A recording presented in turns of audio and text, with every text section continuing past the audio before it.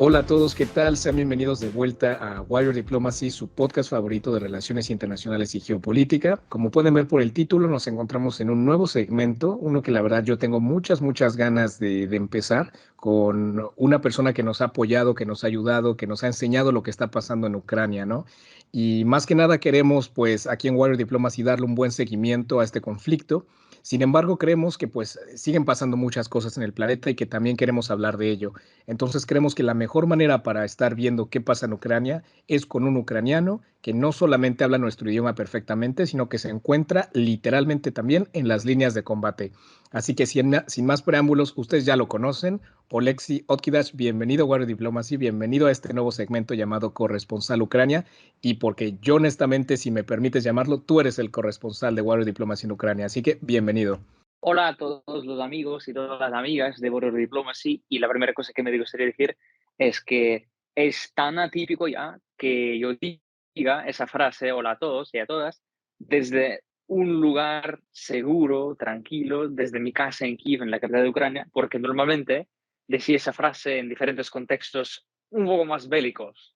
Sí, sin duda, Alexis. Yo creo que la gente que ya te sigue ha estado pendiente de las cosas que has hecho y yo creo que más adelante, dentro de este episodio un poquito más introductorio, nos contarás qué ocurrió, pero bueno, solo para dar una pincelada a los escuchas, pues estuviste en el Donbass, llevaste a un equipo periodístico argentino por allá y bueno, creo que entraremos un poquito más en detalle más adelante, pero simplemente, Alexis, pues yo te quería preguntar un poco, ¿no? Pues cómo estás, acabas de volver, estás de vuelta en tu casa, ¿cómo ves, cómo pasaste? Bueno, sé que Año Nuevo lo pasaste allá en el Donbass, pero ¿qué tal ahora 2023? ¿Cómo estás personalmente, tu familia? ¿Todo bien?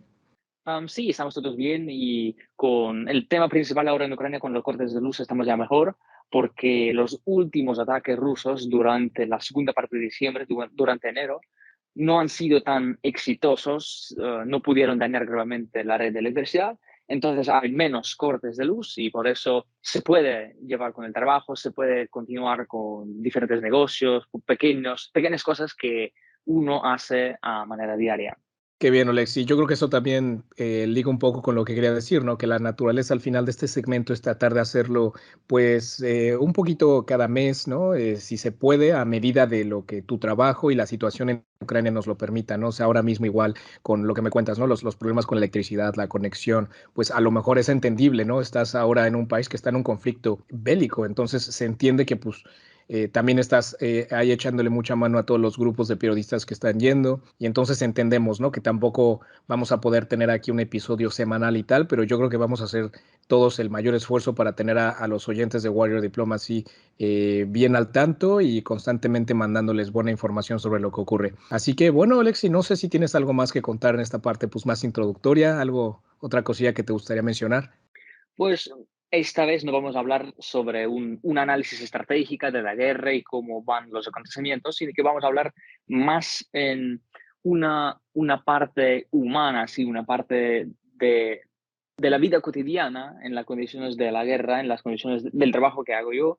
A partir del febrero de 2022 es ayudar al mundo hispanohablante a conocer más sobre la guerra en Ucrania que tenemos, ayudar a los periodistas, no solamente de los países hispanohablantes, sino también de Suecia, de Francia, de España, bueno, son países europeos, de los Países Bajos, entender qué está sucediendo, lograr la conexión, lograr lo que están buscando la gente con la que quieren hablar, las situaciones que quieren ver, los lugares que quieren visitar.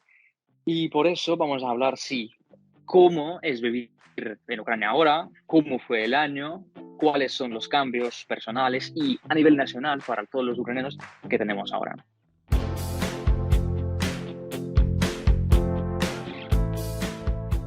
Alexi, me parece brutal que en este episodio nos concentremos más en esa parte pues, personal, humana, de vivencia, lo que es estar en una guerra. Otro día te estaba contando, ¿no? En el backstage del episodio que soy estudiando tal, te lo juro que soñé que estaba en un bombardeo en una ciudad destruida, estaba con mi novia y me desperté sudando tal, y dije, madre de Dios, hay gente que hoy en día sí está viviendo, ¿no? Entonces, yo creo que como para empezar esta parte te quería preguntar yo a ti eso, porque cuando te conocimos nos contaste que en 2014 tú estabas presente y recuerdas cuando Rusia invadió Crimea. Entonces yo te quiero preguntar esta misma pregunta pregunta, pero en el contexto de 2022, ¿cómo fue ese 24 de febrero? ¿Cómo has vivido estos últimos 10 meses? Y a manera personal, ¿qué tal ha sido vivir una experiencia así?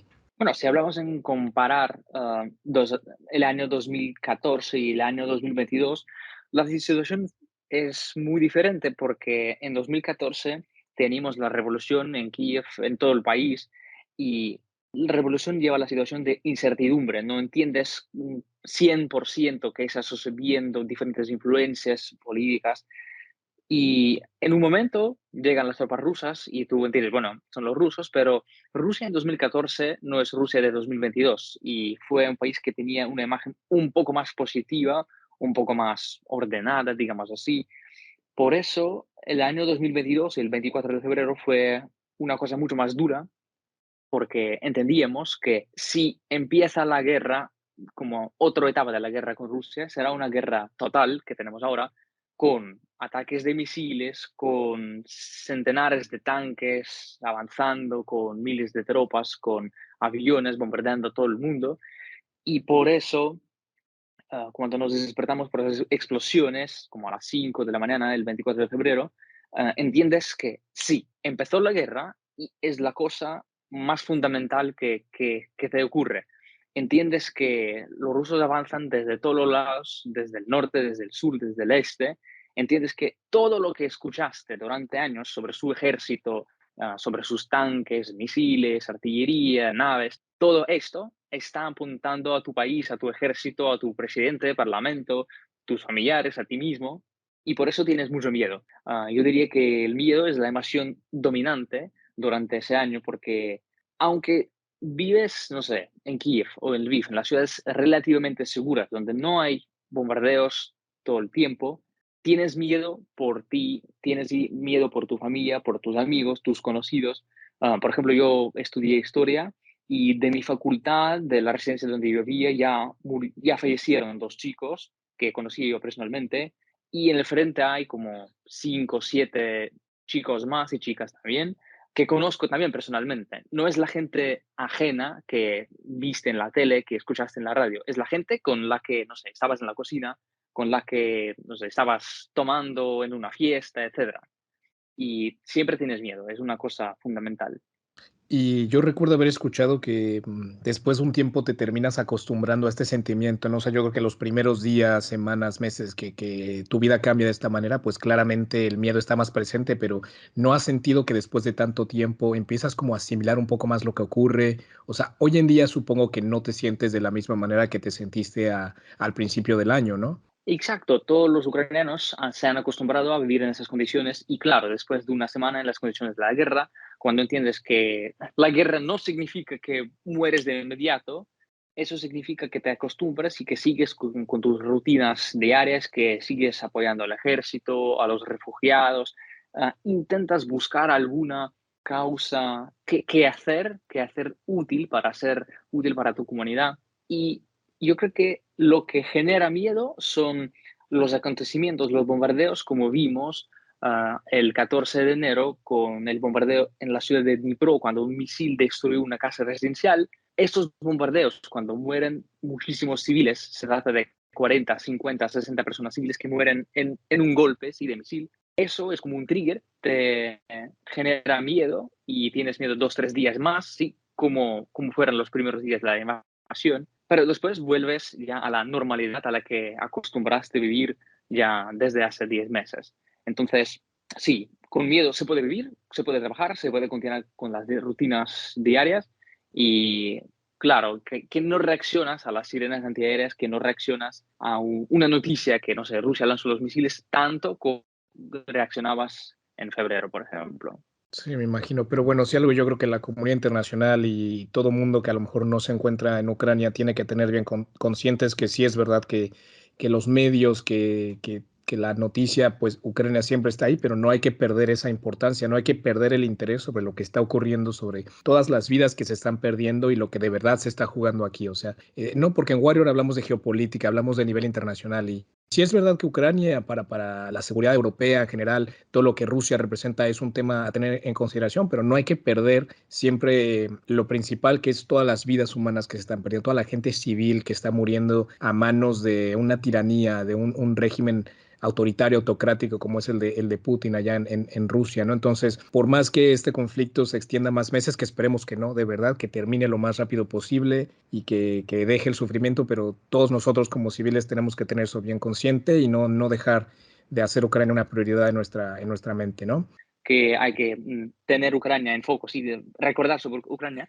El tema es que hay muchos conflictos en el mundo, hay muchos puntos calientes en Asia, en África, en América Latina, pero el tema es que Ucrania es el conflicto bélico más grande que tenemos ahora y que hemos tenido en nuestro planeta. Yo creo que desde la guerra de Irán contra Irak en los años 80, por su tamaño, por la cantidad de gente involucrada, por la influencia a la economía global, al orden de seguridad global, etcétera. Y a veces pensamos, y yo creo que es razonable pensar así, de esa manera, que invasión rusa a Ucrania es como invasión alemana a Polonia en el año 1939, pero a Polonia en aquel entonces podemos decir que le abandonaron.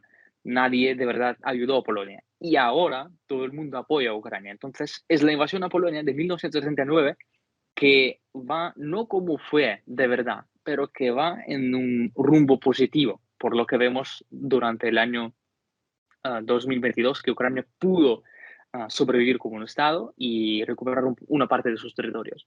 Así que bueno, Lexi, yo te quería preguntar un poquito, ¿no? Ya estamos hablando un poco de pues lo que has hecho, ¿no? Tu trayectoria profesional. Tú eras un analista, creo que lo sigues siendo, de relaciones internacionales, de política latinoamericana en un think tank allá en Ucrania, pero últimamente te estás dedicando mucho a apoyar, a traducir, a ser un fixer, ¿no? Como se llama, este facilitador para los grupos de periodistas que van a Ucrania de otras partes del mundo, ¿no? Entonces yo te quería preguntar un poco que si nos puedes contar en qué se basa, cómo llegaste a eso. Bueno, hablando de mi viaje profesional, digamos así, yo antes de la guerra sí era analista en un think tank ucraniano y yo era analista de América Latina, pero apenas empecé mi trabajo ahí, como hice un par de artículos, y yo también enseñaba español. Y básicamente el 24 de febrero tenía como 3 o 4 lecciones de español con mis alumnos, con mis grupos. Y cuando empezó la guerra, pensaba en cómo podría ser útil para mi país. Con el ejército no funcionó para mí porque no tenía ninguna experiencia. Entonces, bueno, pensé que español es mi parte fuerte y tengo que trabajar con eso. Yo llegué a ser un fixer, sí. Un fixer es una persona que organiza todo lo que hace un medio internacional en un país. Logística, traducciones, encontrar las entrevistas, ayudar, no sé, mudarse, etcétera, etcétera. Entonces, cada medio, BBC, Reuters, no sé, TN, El País, Le Monde, todos tienen fixers, todos tienen 2 o 3 fixers con cada equipo, con cada grupo que trabaja en un país. En cada país tienen los fixers, en Afganistán, en Ucrania, no sé, en Polonia, y por eso yo pude contactar con Clarín, el periódico argentino, y tuvimos una entrevista. Después de la entrevista, cuando el equipo de Clarín llegó a Ucrania y tuvimos un encuentro personal, ellos me preguntaron un par de cuestiones como, ¿y si tienes amigos en un hospital? ¿Y si tienes un amigo en el ejército? Y les dije, sí, sí, sí, tengo un amigo allá, tengo un amigo para allá. Y ellos me dijeron, bueno, la próxima vez que llegamos, te queremos como nuestro fixer. Dije, vale, ni siquiera conocí qué significa, pero dije, vale, trabajamos. Y después de trabajo con ellos, encontré un periódico japonés, empecé a trabajar con los japoneses. Después encontré por puro accidente en Bucha, en un morgue, encontré un periodista del país y empecé a trabajar con él también. Y así llegué a trabajar como fixer, y llegué a ser un fixer para muchos medios, franceses, japoneses, españoles, argentinos. ¿Con quién trabajé más? Suiza, Países Bajos, Suecia, Finlandia, porque Ucrania ahora es el centro mediático del mundo. Todo el mundo llega, de todos los países llegan. Y para que la prensa trabaje, solamente hay que darle el acceso. Si, por ejemplo, Ucrania da el acceso a la prensa, no sé, para una ciudad, para Gerson, la prensa llega y hace su trabajo. Y de verdad me sorprende que yo siempre pensaba que los medios como manipulan los hechos, los medios no son objetivos. No es así, porque cuando los medios trabajan en una zona, en un país, todo se depende del fixer local, una persona anónima para todo el mundo, y los medios van hablan con la gente local, hablan con los oficiales, los doctores, a quien sea, y lo hacen de forma bastante objetiva. Después, cuando traduces lo que hace, no sé, una abuelita en la calle, cuando traduces lo que dice, no sé, un médico en un hospital, eso tienes ya después en tu artículo, en tu noticiero que hace un equipo de medios. Entonces, para tener la imagen objetiva, solamente hay que dar el acceso a los medios. Y eso es lo que ocurre con Rusia y Ucrania, porque Ucrania da el acceso a todo el mundo. Cuando el ejército ucraniano liberó Gerson, viajaron todos, BBC, Al Jazeera, La Gazette, todos. Y, por ejemplo, nadie puede entrar a las partes que controla Rusia, nadie puede viajar a la central nuclear de Zaporilla, que está ocupada por Rusia, pero a un montón de periodistas les gustaría trabajar allí. Increíble, Olexi, de verdad que yo te admiro muchísimo lo que haces y recuerdo que Sergio me estuvo contando, que es el otro host de Wire Diplomacy, él es español pero se encuentra viviendo en Argentina ahora y recuerdo que me contaba que constantemente en la televisión se veían los reportajes de tu equipo, ¿no? Ahí en el frente de batalla. Así que brutal, de verdad. Y esperemos que ese segmento también te ayude, ¿no? A lo mejor encontrar otros leads, a potenciales colaboradores que a lo mejor estén pensando en ir a Ucrania o que conozcan a alguien y que pues a lo mejor tú les puedas echar una mano para todo el trabajo que hacen.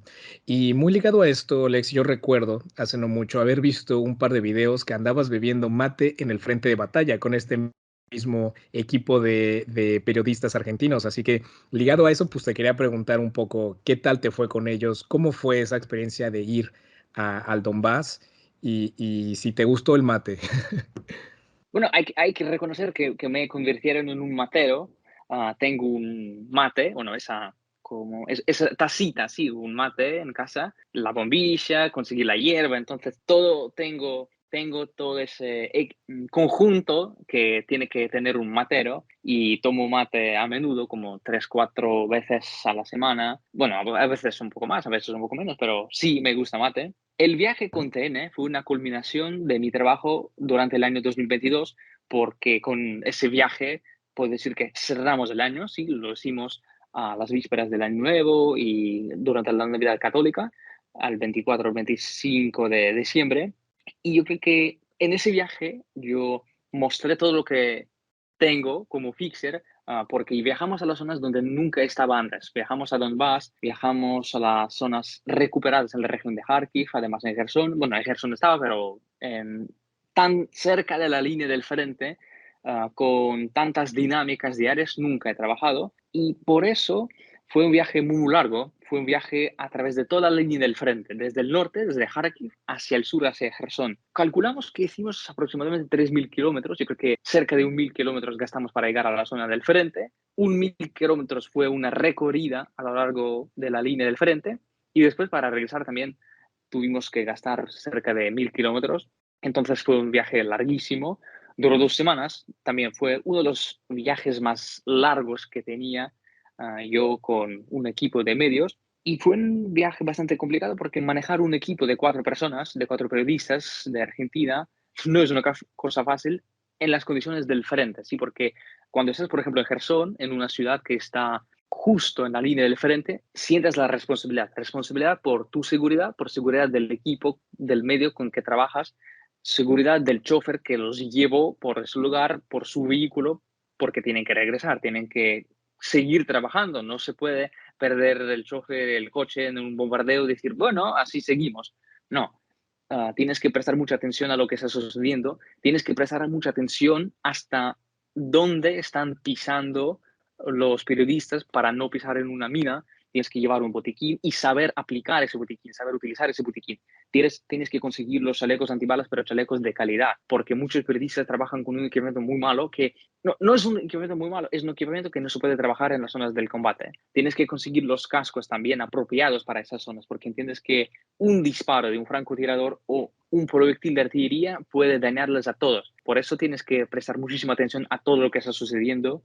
Tienes que estar en contacto con las autoridades militares de una zona donde estás, con los oficiales de prensa, porque cada zona tiene su oficial de prensa como oficial que dice a esa zona se puede ir, a esa zona no se puede ir. Cuando estábamos en Gerson, en una ciudad que está justo en el río Dnipro, y a través del río ya están los rusos, las tropas rusas, los periodistas querían ir y ver el río, querían ver el puente destruido, y les dije no, porque ahí en el puente, ahí en la playa del río, ya están disparando, ya están francotiradores, y cuando ven prensa o cuando ven a una persona que no está protegiéndose, no está escondiéndose, le disparan de inmediato. Y tienes que conocer esas dinámicas, tienes que prestar mucha atención y tener mucho cuidado y cuidar a todos con los que está trabajando. Impresionante, ¿no? De verdad, Alex. Y yo te digo, estaba siguiendo muy al día a día todo lo que estaban haciendo por las ciudades que iban viajando y me mandabas videos, me mandabas audios, cómo veías todo y de verdad que yo sentía que estaba ahí contigo, ¿no? Así que yo estoy seguro que muchos oyentes y gente que te sigue en tus redes sintieron lo mismo y pues de verdad que yo creo que hay que agradecerte porque estás de una u otra manera también tú arriesgando tu vida hasta cierto nivel, ¿no? Estás en Kiev, estás tranquilo, pero claro que caen cohetes, pero estás yendo directamente a donde está el conflicto. Así que, pues enhorabuena, Alex, y yo te sigo deseando lo mejor. Muchísimas gracias de verdad por estar aquí en Warrior, tomarte el tiempo. De verdad que lo hablamos en diciembre de 2021. No, nadie pensaba que iba a pasar, pero bueno, la invasión ocurrió. Y ahora lo que importa es, pues, cómo hacer que Ucrania gane, porque Ucrania va a ganar. Yo creo que podemos empezar a hacer las conclusiones de este primer episodio introductivo y simplemente te quisiera preguntar, Alexei, más o menos qué esperas de este segmento, qué te gustaría hacer, de qué te gustaría hablar y a lo mejor cómo podríamos hacer que cualquier persona que le interese, que nos siga, que nos escuche, cómo podemos también nosotros ayudar a Ucrania y ayudar a esta causa. Pues yo diría que es muy importante hablar del entendimiento de la imagen que tenemos de esa guerra, como qué significa, cómo se desarrolla, qué desafíos lleva esa guerra y cómo toda la comunidad internacional, los países europeos, Ucrania, el mundo, América Latina, tiene que sobrepasar esos desafíos, tiene que vencer, sí, a esos retos que lleva la guerra y en eso vamos a hablar en los próximos episodios que vienen. Muchas gracias por tener tanto interés y por prestar tanta atención a Ucrania, a la causa que llevamos, a nuestra lucha y resistencia. Un abrazo enorme a toda la familia de Border Diplomacy, a todos los oyentes, a todos los organizadores, a todos los hosts, ¿sí? Que están trabajando también duro para llevarlo, porque la guerra moderna no es una guerra solamente de tanques, es también la guerra de energía, es también la guerra de economía, es también la guerra de información. Y Border Diplomacy, mi participación aquí, es mi contribución pequeña a esa parte de la guerra de información que llevamos, pero en el caso de Ucrania, la guerra de información significa solamente mostrar la verdad. No tenemos que inventar o imaginar algo para decir que los rusos están malos, porque solamente hay que mostrar la realidad de forma completa. Eso ya es suficiente para que todo el mundo entienda de qué se trata. Los que quieren apoyar a Ucrania, yo creo que la mejor manera es apoyar al ejército ucraniano porque es la cosa que acelera el fin de la guerra. Es la cosa que garantiza que la guerra acabe más pronto posible. Por eso podemos dejar, yo creo que vamos a dejar en comentarios un link a una fundación donde pueden donar, no sé, 1 euro, 2 euros, 3 euros. Es también una donación significante. No existen donaciones pequeñas. Colectamos miles de euros con donaciones de 10, 20, 30 grivnas, que son como 20, 30 centavos si hablamos en euros. Y con eso, con unas gotitas pequeñas, tenemos un océano, tenemos un mar de donaciones. Por eso, a una donación pequeñita de, como dije, 1 euro, 2 euros, 3 euros, una taza de café cuesta así, ¿sí? Pueden apoyar a Ucrania, pueden apoyar a su ejército y pueden poner el fin a esa guerra lo más pronto posible. No podría estar más de acuerdo contigo, Alexi, de verdad. Yo simplemente, pues para ya darle fin a este episodio, pues es eso. Yo también creo que debemos de informar de una manera más completa a nuestros oyentes, a toda persona que esté interesada. Y si, oyentes, si te está gustando por dónde va este nuevo segmento, el contenido que hacemos en Warrior Diplomacy, pues no dudes en compartirlo, en pasárselo a tus amigos, a tus grupos de WhatsApp con los colegas de la universidad o tal, porque eso también nos ayuda a nosotros a llegar a más oídos. Y bueno, como bien lo has dicho tú, Alexi, esta es nuestro aporte, eso, ¿no? Para a tratar de poner nuestra apoyo para estas causas, ¿no? Y una causa tal y como es la defensa de un país democrático, un país pacífico como lo es Ucrania, ante la tiranía de un régimen dictatorial, básicamente como el que lidera Putin en Rusia, pues yo creo que es una causa digna de luchar, ¿no? Y desde que empezó Warrior Diplomacy, pues es eso, ¿no? Esa es la idea de ser un Warrior Diplomat, que hay que entender que, claro, que lo que uno busca es la paz y la democracia, pero hay veces que toca luchar, ¿no? Y ahora en un conflicto abierto como lo es, pues hay que defenderse y hay que apoyar a Ucrania a ganar este conflicto que se va a ganar. Así que oyentes, pues este ha sido el primer episodio introductorio de Corresponsal Ucrania con Oleksiy. Ha sido un placer tenerte aquí y esténse atentos para más episodios.